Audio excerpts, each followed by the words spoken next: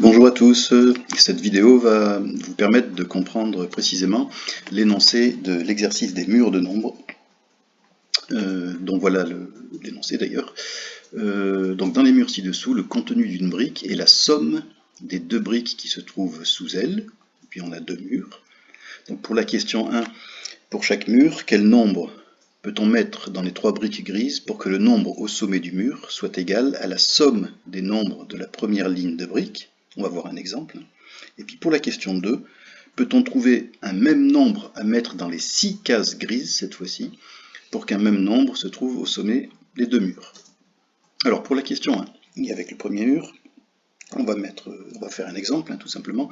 Je vais prendre le nombre 2 dans les cases grises, et puis on calcule les sommes 2 plus 1, 1 plus 2, 2 plus 9 et 9 plus 2.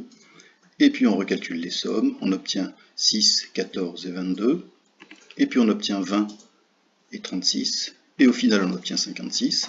Quand on calcule la somme des nombres de la première ligne, on obtient 16. On regarde ces deux résultats, ils ne sont pas égaux. Et donc le nombre 2 n'est pas une solution au problème.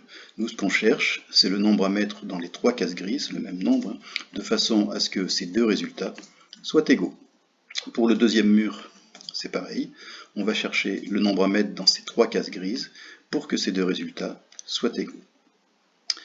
Concernant la question 2, donc elle met en jeu les deux murs cette fois-ci. On se pose la question de savoir quel nombre il faut mettre dans les 6 cases grises, le même nombre, de façon à ce que les deux résultats ici soient égaux. Voilà. Comment trouver ces différents nombres? Donc, à mon avis, la méthode à tâtons, si ça marche, elle risque d'être beaucoup trop longue.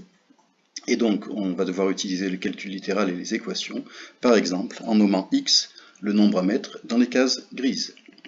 Voilà, c'est à vous de jouer.